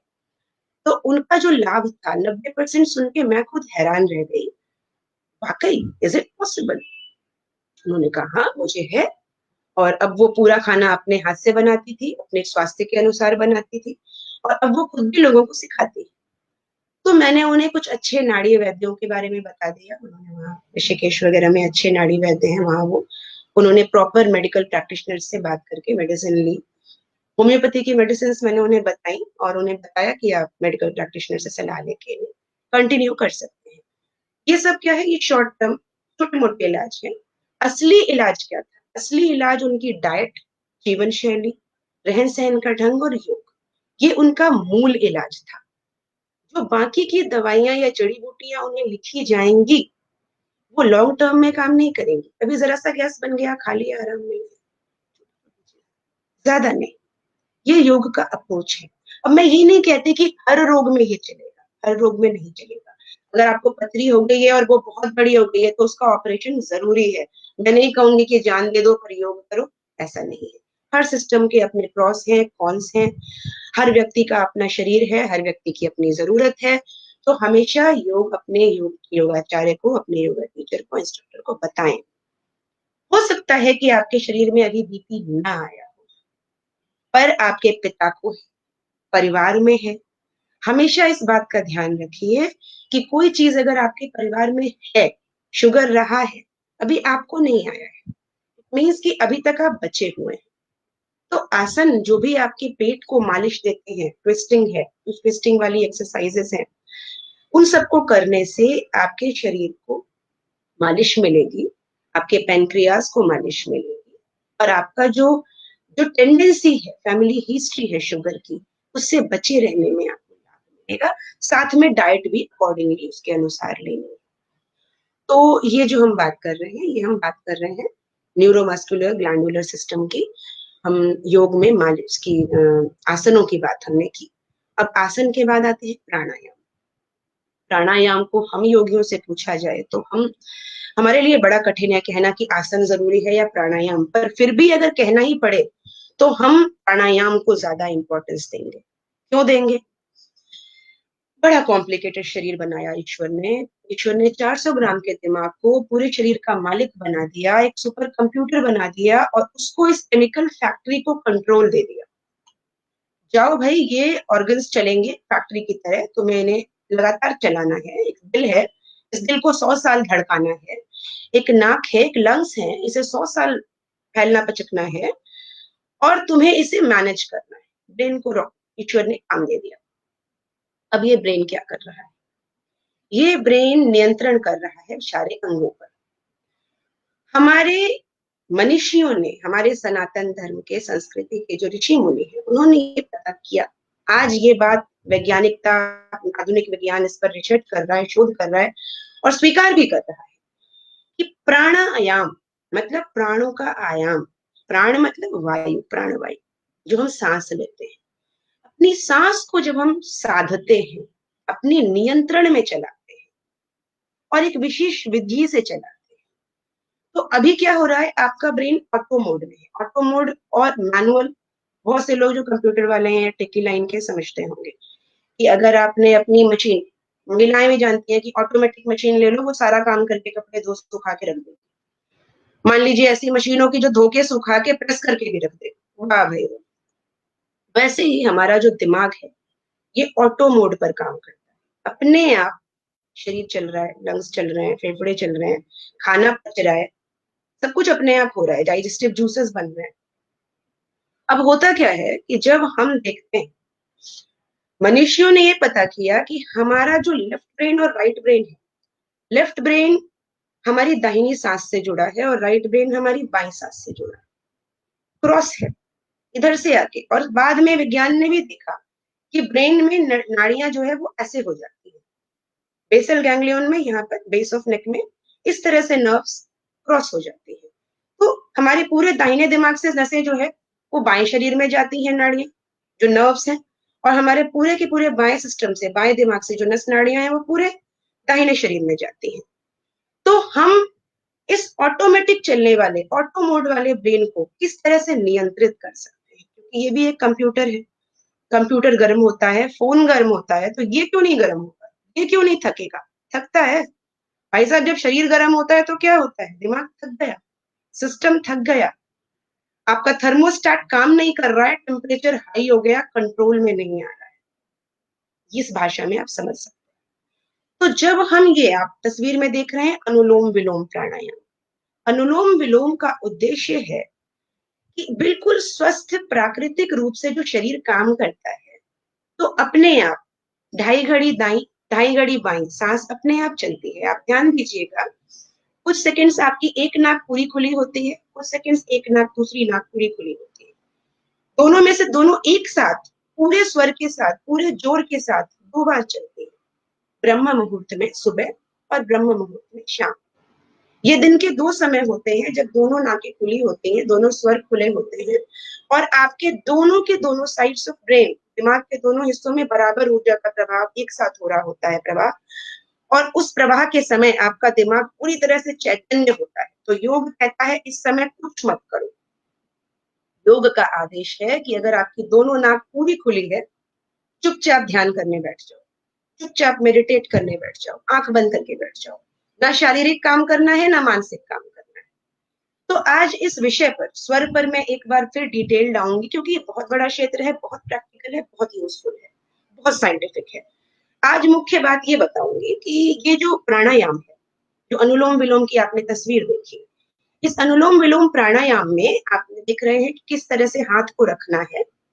आपको हाथ को ऐसे रखना है, ऐसे रखना है, और ये आपकी अनामिका उंगली मेरी उंगली से और अंगूठे से आपके नाक को, छेद को दबाना है। बाई नाक से सांस लेना है, दाहिनी से छोड़ना है। पहले बाई से शुरू करते हैं, फिर दाहिनी से लेना है, बाई से छोड़ना है, और इस तरह से आप जितनी देर कर सके। इसे योग में नाड़ी शोधन प्राणायाम भी कहा गया है। क्यों? क्योंकि इस प्राणायाम को करने से, विज्ञान की भाषा में अगर समझिए, तो आपके लेफ्ट और राइट ब्रेन में एनर्जी की बैलेंसिंग होती है। हमारा ब्रेन क्या है, बॉडी क्या है, डिटेल में फिर आऊंगी अगली क्लास में। एज यूजुअल, जैसे मैंने कहा, हमारा पूरा शरीर जो है, हमारा नर्वस सिस्टम जो है, वो इलेक्ट्रिकल करेंट्स के बेसिस पे काम करता है। बहुत लो वोल्टेज के इलेक्ट्रिकल इम्पल्सेस हमारे ब्रेन में चलते हैं, सोडियम पोटेशियम पंप। ये विज्ञान की भाषा है, विज्ञान वाले लोग समझेंगे। आमतौर पर सभी के लिए बता रही हूँ कि जो करंट हमारे घर में बल्ब जलाता है, वैसा ही करंट हमारे शरीर में सभी नसों में, जो हमारी इंद्रियां हैं, कहीं स्पर्श हुआ, दिमाग को पता चला। कैसे पता चला? एक बहुत कम पावर का, कम स्ट्रेंथ का, वोल्टेज का करंट यहाँ से दौड़ता हुआ हमारी रीढ़ की हड्डी से होके दिमाग तक गया, और दिमाग में पहुंच के उस स्ट्रेंथ की, उस करंट ने बताया कि यहाँ स्पर्श हुआ है।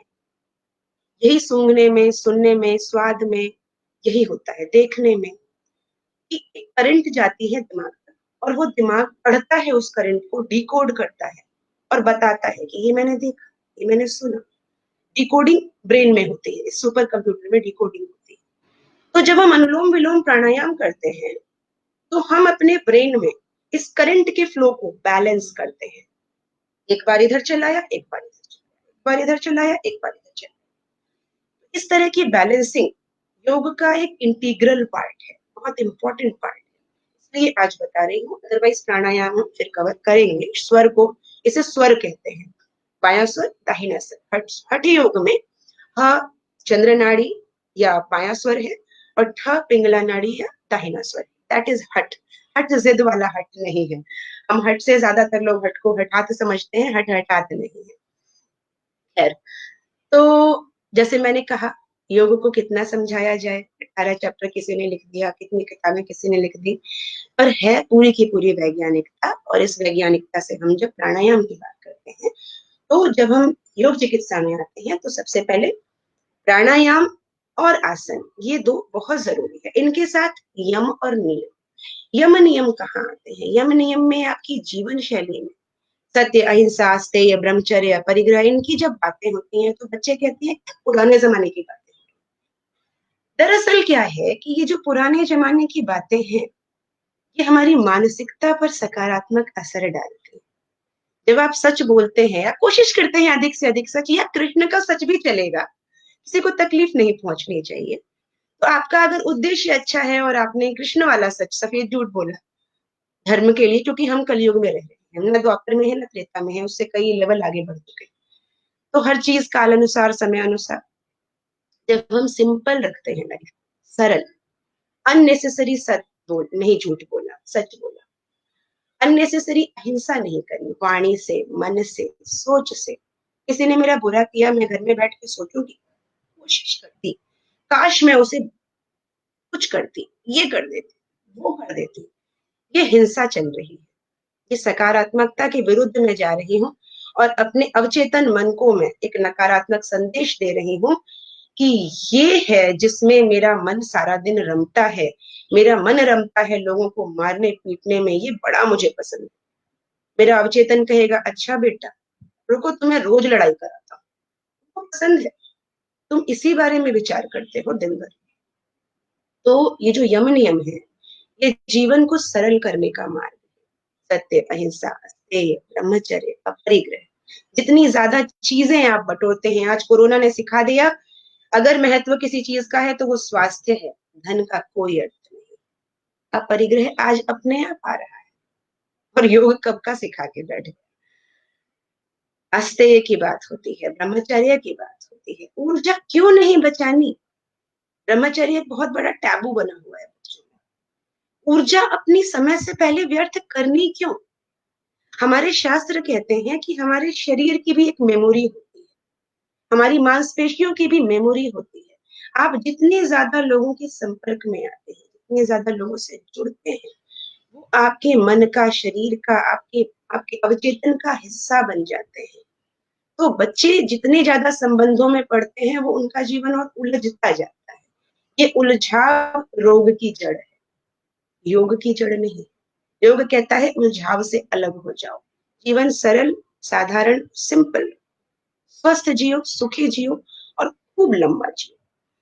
अब तीसरा भाग जो आता है योग थेरेपी का, पहला मैंने कहा मानसिकता, सकारात्मकता, दूसरा भाग मैंने कहा नस नाड़ियों के व्यायाम के लिए आसन, प्राणायाम, मुद्राएं, मुद्राओं की चर्चा भी कभी समय मिला तो जरूर करूंगी। बंध, मुद्रा और बंध भी ज्यादातर लोग जानते होंगे जो योग जानते हैं, जो नहीं भी जानते हैं उनके लिए कठिन नहीं है, सरल है, और इससे योग का प्रभाव कई गुना बढ़ जाता है। मुद्राओं में हम हस्त मुद्राएं होती हैं, डिफरेंट डिफरेंट, ज्ञान मुद्रा ज्यादातर लोग जानते हैं। ऐसे करके जब आप ऋषि मुनियों को, देवियों को देखिए, वो मुद्रा में बैठते हैं, उनकी मूर्तियों में ऐसी मुद्रा होती है, कभी ज्ञान मुद्रा होती है, तरह तरह की मुद्राएं होती है। तो अब हमारा योग का तीसरा भाग आता है, तीसरा योग चिकित्सा थेरेपी का तीसरा भाग जो वो है स्वास्थ्यकर आहार, और दूसरा है उस आहार को लेने के बाद जो मल तैयार होता है या अन्य प्राकृतिक कारणों से शरीर में जो मल या जो टॉक्सिन्स तैयार होते हैं उनका निकालना, उनका एक्सक्रीशन, शुद्धिकरण, प्राकृतिक शुद्धिकरण। तो ये जो है, ये जो कॉन्सेप्ट है भोजन का, डाइट का एंड डाइट के साथ एक्सक्रीशन का, प्योरिफिकेशन का, इसमें बहुत सी चीजें आज मान गया है विज्ञान। आज आपको बहुत से आधुनिक डॉक्टर कहते मिलेंगे गिलोय का काढ़ा पियो। गिलोय का काढ़ा क्यों पियो? हार गई है पैरासिटामोल। तो जड़ी बूटियां पहले भी, क्योंकि बहुत बड़ा क्षेत्र है, बहुत ज्यादा इसमें रिसर्च एंड डेवलपमेंट बाकी है, बहुत कुछ पता चलना बाकी है। तो डाइट और डिटॉक्स दोनों एक दूसरे, एक सिक्के के दो पहलू हैं। आप जो खाते हैं शरीर उसको पचाता है, उसमें से ऊर्जा और रस लेता है। आयुर्वेद कहता है रस, रक्त, मांस, मेद, अस्थि, मज्जा, शुक्र, इस तरह से भोजन परिवर्तित होता है, अपने रूपों को बदलता है। रस से, भोजन के रस से रक्त, रक्त से मांस, मांस से मेद, मेद से अस्थि, अस्थि से मज्जा और मज्जा से शुक्र, अंत में जो ऊर्जा तैयार होती है। तो जब आप आहार की बात करते हैं तो आहार में छोटे छोटे नियम हैं। आहार ताजा होना चाहिए। बासी खाना गैस बनाता है।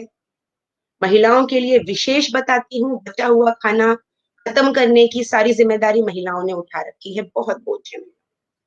कम बनाइए, थोड़ा कम खाइए, थोड़ा सा एक मुट्ठी आटा अलग से सान लीजिए, पर बासी नहीं खाना है।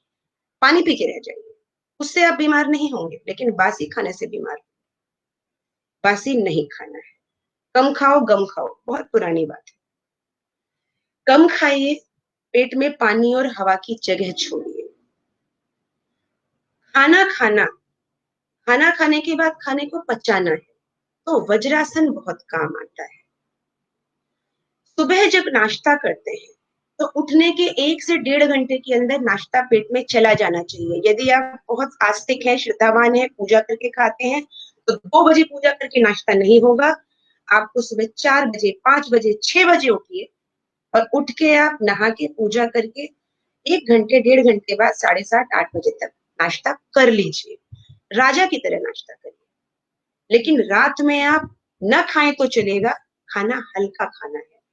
भोजन के 1 घंटे से लेके, 1 घंटा तो फिर भी कम है, योग कहता है 1.5 से 2 घंटे तक सोना नहीं, कम से कम 5 से 10 मिनट वज्रासन करना है, टहलना है, समय बिताना है बच्चों के साथ, परिवार के साथ, कुछ भी करिए, पर खाना खाने के 1.5-2 घंटे बाद ही सोना है, ताकि भोजन तरीके से, प्राकृतिक रूप से पच सके, वो भोजन भोजन रहे, विष ना बने। दूसरी चीज, खाने में फाइबर्स होने चाहिए, फ्रेश फ्रूट्स, ताजे फल, ताजी सब्जियां, अधिक से अधिक फाइबर, मोटे अनाज, ये स्वास्थ्यकर भोजन कहलाता है।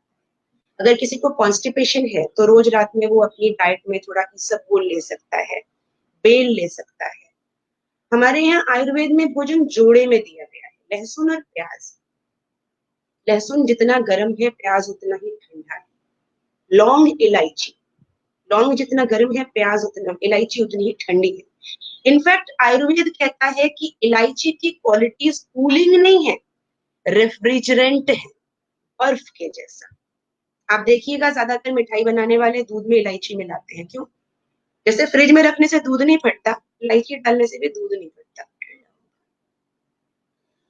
लौंग क्या है? गरम है। वैसे ही लहसुन क्या है? गरम है।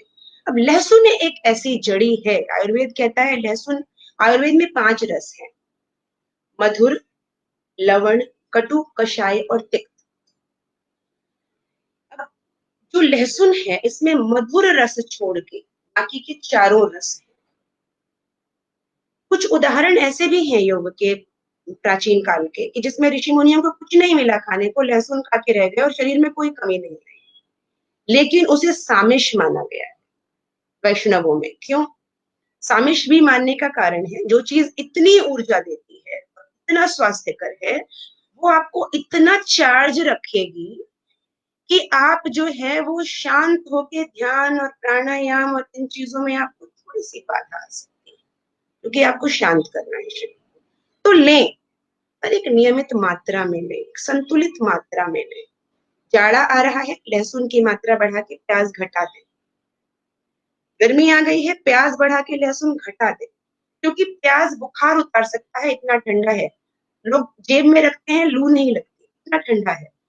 लेकिन आज इन्फेक्शन की जब बात हो रही है, तो लहसुन में एंटीवायरल एंटीबैक्टीरियल प्रॉपर्टीज भी है। तो आप किसी चीज को रूल आउट नहीं कर सकते। लहसुन ब्लड प्रेशर भी कम करता है, बहुत से गुण। लहसुन खाइए, गुड़ के साथ कच्चा लहसुन 2 कलियां सुबह खाइए, दवा का काम करेगा। अति सर्वत्र वर्जयेत। आप कुछ भी खाएंगे, उसको आपको अति नहीं करनी है। शरीर की नीड के हिसाब से आसन, शरीर की जरूरत के हिसाब से प्राणायाम, जरूरत के हिसाब से भोजन, और अपनी जरूरतों को आपको खुद देखना, समझना और सुनना। अगर आप कोई आसन कर रहे हैं, शरीर कह रहा है नहीं नहीं, यहाँ कुछ अजीब सा दर्द हो रहा है, इस हिस्से में डिस्कम्फर्ट लग रहा है, रोक दीजिए। वहीं रोक दीजिए और समझिए कि क्यों लग रहा है। कोई भोजन देख के, आजकल तो पिज्जा देख के मुंह में पानी आता है, पर आपके सामने अगर एक राजा की कहानी है जिसकी भूख मर गई थी, सारे वैद्य और सारे रसोइये थक गए, तो एक वैद्य आया, उसने राजा के सामने नींबू काटा, निचोड़ा, ग्लास में भरता गया। जैसे जैसे नींबू काटता और निचोड़ता गया, राजा के मुंह में पानी आता गया। उसने 10-15 नींबू काटे, निचोड़े, वो पके हुए नींबू, उनकी खुशबू, उस रस का खट्टापन और वो पकता हुआ रस, उस भाव ने दिमाग को एक मैसेज दिया कि ये बहुत स्वाद है, और पाचक रस जगे और राजा की भूख खुल गई। ये आपके मन का शरीर पर प्रभाव है। तो जो रस, जो स्वास्थ्यकर एक रुचि ताजे फलों में होती है, पैदा करने की क्षमता, रुचि पैदा करने की, वो कभी भी किसी भी फास्ट फूड में नहीं आ सकती। ये हमने अपनी बॉडी को कंडीशन कर लिया है कि हमें वो चीजें पसंद आने लगी। यदि हम कोई ताजे फल लें, ताजी चीजें लें, तो उसमें जो जूसेस बनेंगे, उसकी बराबरी नहीं है। खाना कैसे है? हमेशा कच्ची चीजें पहले खाइए, पकी हुई चीजें बाद में खाइए। सलाद हम खाने में मिला मिला के खाते हैं, गलत है। सलाद, फल ये पहले खा लीजिए। क्यों? इसका भी कारण है। आप देखिएगा, जब हम व्रत करते हैं, उपवास करते हैं, तो हमें बार बार भूख लगती है, बार बार भूख लगती है। क्यों लगती है? क्योंकि ताजी चीजें तुरंत पच जाती है, और पका हुआ भोजन जैसे ही हम 9 दिन के व्रत के बाद खाते हैं, नींद आती है। क्यों? हमारा खाना भोजन को पचा रहा है, वो अन्न है जो पचाने में बहुत भारी है, और हमारा दिमाग कह रहा है सो जा बेटा, अभी लंबा पचाना है, 9 दिन बाद मिला है अनाज। तो हमने ये अनुभव किया है नवरात्र करने वालों ने। जिन्होंने नहीं भी किया है, वो अगर लंबे समय तक भूखे रहते हैं, उन्हें ये फील होता है कि अन्न खा के अच्छा एक तृप्ति मिलती है, भारीपन आता है, रिलैक्स होता है। तो ताजे फल और सब्जियां जब हम फ्रेश खाते हैं, कच्चा, मुझे ये पता ही नहीं चला कि 6:20 हो गया, मुझे 1 घंटे का समय मिला था, और अभी चूंकि 6:20 हो चुका है और लगभग लगभग हमारा विषय भी कवर हो गया है। तो अभी मैं इसको यहाँ पे रैप अप करूंगी, इस विषय को यहाँ खत्म करूंगी। और जो हमने बात की कि हमें डाइट ताजे लेने हैं, विटामिन डी की बहुत ज्यादा वैल्यू है, और ये कई लोगों ने ये देखा है, ऑब्जर्व किया है कि जिनकी बॉडी में विटामिन डी पूरी पर्याप्त मात्रा में है, वो कोरोना से आसानी से लड़ लेते हैं। हम लोगों के जीवन शैली में विटामिन डी की कमी होना एक व्यापक रूप पर समाज में आ चुका है। बहुत इंपॉर्टेंट विटामिन है, सूरज से मिलता है, बहुत सी चीजों से मिलता है।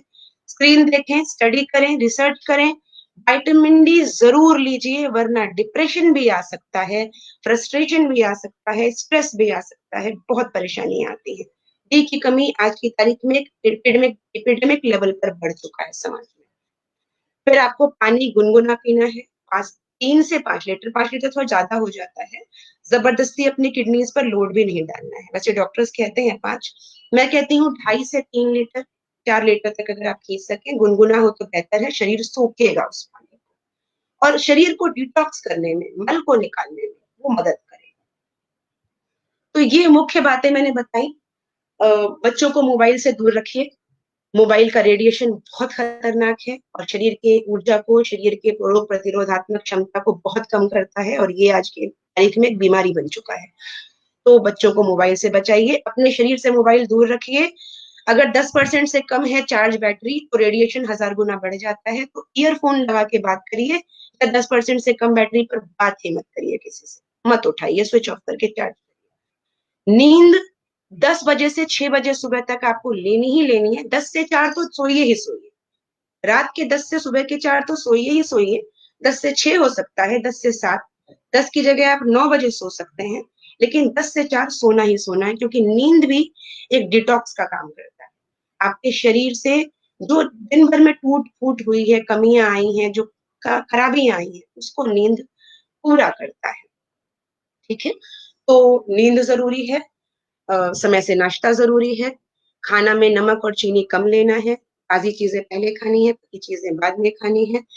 आसन सारे खाली पेट करने हैं। खाली पेट मतलब पूरी तरह से खाली पेट। सबसे पहले सुबह उठ के मल त्याग करना है, मूत्र त्याग करना है। उसके बाद थोड़ा सा पानी पी के 10 मिनट रुकना है। पानी पी के तुरंत नहीं, 10 मिनट बाद आसन करने हैं और आसन करने के बाद खाना है। तो जब तक पेट खाली नहीं है तब तक आसन आपको नहीं करने हैं। आज के लिए इतना ही रोक दूंगी, यहाँ विराम दूंगी वाणी को। तो मुझे उम्मीद है कि इन बातों के बाद आप सभी को एक प्राकृतिक इच्छा, एक प्राकृतिक जोश, एक मोटिवेशन की जरूरत जो हम सभी को है जीवन में, निरंतरता बनी रहे।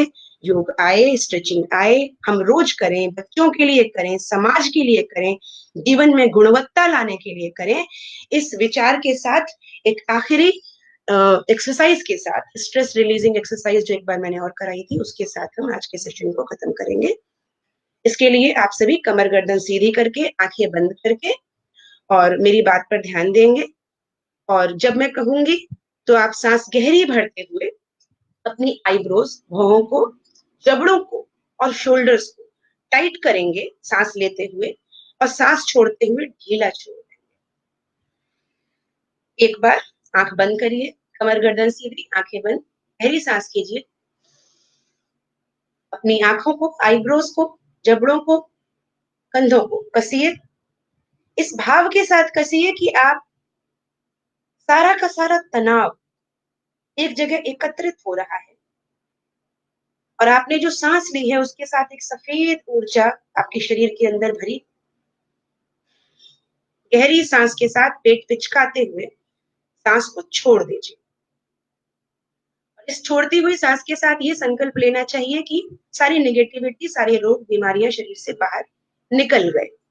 इस तरह से आपको 3 बार करना है। सेशन के बाद आप कर सकते हैं। अभी हम आंख बंद करके, कमर गर्दन सीधी करके, कल्याण के मंत्र के साथ पूर्ण करेंगे योग के विषय में, जो कि पूर्ण है, पूर्ण से निकला है, पूर्ण में समाता है। पूर्णमदः पूर्णमिदं पूर्णात् पूर्णमुदच्यते पूर्णस्य पूर्णमादाय पूर्णमेवावशिष्यते। अंत में पूर्ण ही बचता है। तो आंख बंद करके कमर गर्दन सीधी, शांति पाठ करें हम। सर्वे भवन्तु सुखिनः, सर्वे सन्तु निरामयाः, सर्वे भद्राणि पश्यन्तु, मा कश्चित् दुःख भाग् भवेत्। किसी को दुख ना हो, किसी को कष्ट ना हो, सभी सुखी हो,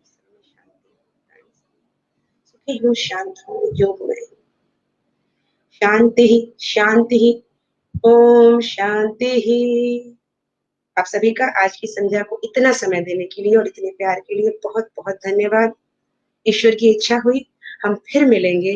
ब्रह्मभट्ट वर्ल्ड के आप सभी स्वजनों के प्रति प्रेम का जो उत्साह है, जो प्रेम का अतिरेक है, वो मुझे यहाँ खींच लाया, वो फिर खींचेगा। बहुत कुछ आपको मिलेगा। ईश्वर सभी का कल्याण करे। इस इच्छा के साथ चेहरे पर एक बड़ी सी मुस्कुराहट बना के रखिए। ना आए तो मुझे याद कर लीजिए, हंसी आ जाएगी। धन्यवाद, प्रणाम।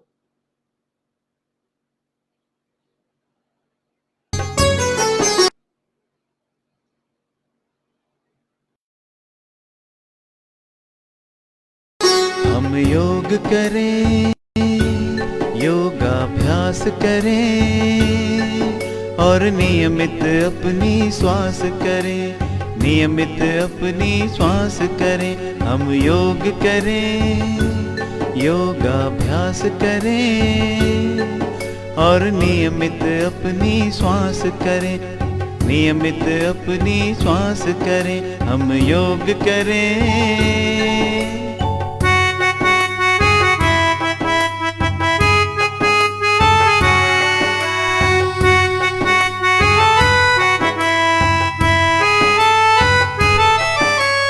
योग मिटाए रोग अब तक सुनते आए, हम भी क्यों ना आज से इसको अपनाए। योग मिटाए रोग अब तक सुनते आए, हम भी क्यों ना आज से इसको अपनाए। हम योग करें, योगाभ्यास करें और नियमित अपनी श्वास करें, और नियमित अपनी श्वास करें, हम योग करें।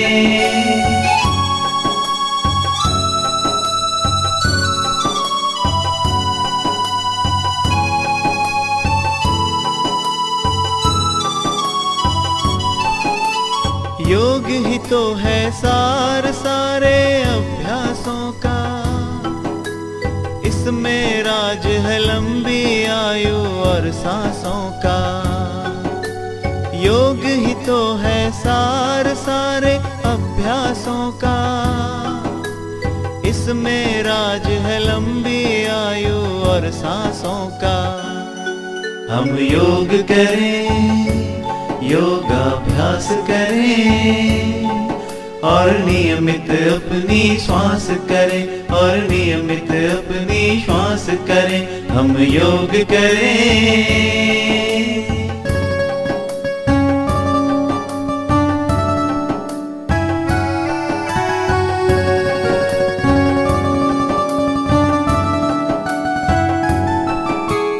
देता है संदेश हमको विश्व शांति का, आओ करें अब शंखनाद हम योग क्रांति का। देता है संदेश हमको विश्व शांति का, आओ करें अब शंखनाद हम योग क्रांति का। हम योग करें, योगाभ्यास करें और नियमित अपनी श्वास करें, और नियमित अपनी श्वास करें, हम योग करें, योगाभ्यास करें और नियमित अपनी श्वास करें, और नियमित अपनी श्वास करें। ओ